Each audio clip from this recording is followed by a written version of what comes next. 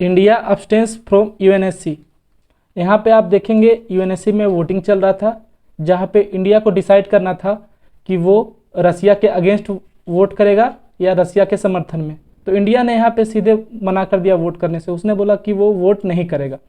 तो चलिए आगे देखते हैं हम लोग कि ये इशूज़ क्या था, किस बात पे वोटिंग होनी थी, कौन से कंट्रीज़ ने वोट किया, कौन से कंट्री ने वोट नहीं किया। यहाँ पे आप देखेंगे India abstains on UNSC resolution that deplores Russian aggression against Ukraine. तो रसिया जो एग्रेशन कर रहा है यूक्रेन के अगेंस्ट, उसको लेके यूएनएससी में आज वोटिंग था। तो यहाँ पे वोटिंग इसलिए होना था कि रसिया को कंडेम करना था और जितने भी मेंबर्स हैं वो एक साथ एकजुट होकर रसिया पे दबाव बनाते। यहाँ पे जो है टोटल जो ड्राफ्ट ये लाया गया था, ये यूएस और अल्बानिया ने दोनों मिलकर ये ड्राफ्ट पेश किया था, जहाँ पे इन्होंने बोला था कि जो रसिया एग्रेशन कर रहा है वो तुरंत के तुरंत अभी बंद करे, अपने जितने भी ट्रूप्स रसिया ने यूक्रेन में अंदर भेज दिया उसको वापस ले जाए। और ये जो ड्राफ्ट है ये फेल हो गया। फेल क्यों हो गया? क्योंकि देखिए यूएनएससी में परमानेंट मेंबर है चाइना, फ्रांस, रसिया, यूके और यूएसए। तो यहाँ पे रसिया ने खुद वीटो लगा दिया, क्योंकि ऐसा तो है ना कि रसिया अपने अगेंस्ट कोई उसके अगेंस्ट ड्राफ्ट पास हो और उसको वो वीटो नहीं करेगा। तो यहाँ पे खुद रसिया ने वीटो कर दिया। तो यहाँ फ़र्क नहीं पड़ता अगर बाद में अगर इंडिया का हाँ रहता या ना रहता, या चाइना का इससे कुछ रहता, यूएई का कुछ रहता, इससे कोई फ़र्क नहीं पड़ने वाला था। फिर भी आप यहाँ देखेंगे इंडिया, चाइना और यूएई, इन तीनों देशों ने वोट करने से मना कर दिया। इन तीनों ने बोला कि हम पक्ष में भी वोट नहीं कर रहे हैं, विपक्ष में भी वोट नहीं कर रहे हैं।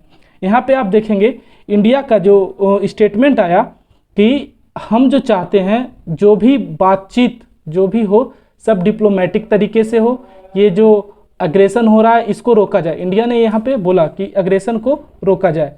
तो देखा जाए तो अभी तक टोटल 15 मेंबर्स आप जानते हैं यूएनएससी में अभी टोटल है, जिसमें 5 परमानेंट 10 नॉन परमानेंट है। तो 5 परमानेंट मेंबर के आप जानते हैं चाइना, फ्रांस, रसिया और यूके यूएसए है, और बाकी जो बचे वो आप देखेंगे नॉन परमानेंट मेंबर है, जिसमें अल्बानिया, ब्राज़ील, गबोन, घाना, India, Ireland, Kenya, Mexico, Norway और यूएई है।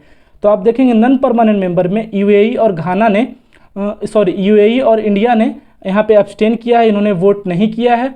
और उसके बाद परमानेंट मेंबर में आप देखेंगे चाइना ने अब्सटेन किया है और रसिया ने तो खुद ये जो प्रपोजल है उस पर वीटो लगा दिया है, जिसके कारण ये रिजोल्यूशन जो है फेल्ड हो गया, अब ये पास नहीं हुआ।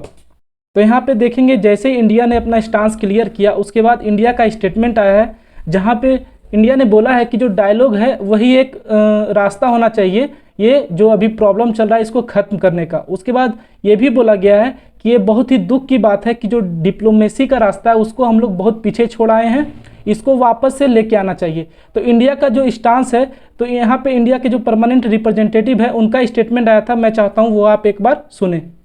Mister president, India is deeply disturbed by the recent turn of developments in Ukraine. We urge that all efforts are made for the immediate cessation of violence and hostilities. No solution can ever be arrived at the cost of human lives. We are also deeply concerned about the welfare and security of the Indian community, including a large number of Indian students in Ukraine. The contemporary global order has been built on the UN Charter, international law, and respect for the sovereignty and territorial integrity of states. All member states need to honor these principles in finding a constructive way forward. Dialogue is the only answer to settling differences and disputes, however daunting that may appear at this moment. It is a matter of regret that the path of diplomacy was given up. We must return to it. For all these reasons, India has chosen to abstain on this resolution. I thank you. तो अभी आपने ये statement सुना, यहाँ पे India का stance clear है कि जो इंडिया जो है बहुत ही ज़्यादा डीपली डिस्टर्ब्ड है, जो अभी डेवलपमेंट चल रहा है यूक्रेन में। उसके बाद ये भी बोला है कि कोई भी कभी सॉल्यूशन नहीं निकला है जिससे मतलब एक किसी का ज़िंदगी को लेके ह्यूमन लाइफ्स या वॉर से थ्रू कोई भी सॉल्यूशन नहीं निकला है। उसके बाद डायलॉग होना चाहिए, उसके बाद पाथ ऑफ डिप्लोमेसी पे बात किया गया है। तो ये सब रीज़न देके इंडिया ने यहाँ पे एब्सटेन किया। तो आगे देखते हैं आगे इसके बाद क्या यूएनएससी में फिर से कोई ड्राफ्ट आएगा, रिजोल्यूशन आएगा, आगे फिर कंट्रीज़ का क्या स्टांस रहता है। यूरोपियन यूनियन और यूएस ने तो देखें आप रसिया पे जो है सैंक्शंस लगाना शुरू कर दिया है। आगे जो भी इस पे फर्दर इम्प्रूवमेंट होगा मैं आपको बताऊंगा। तब तक पढ़ते रहिए, खुश रहिए। जय हिंद।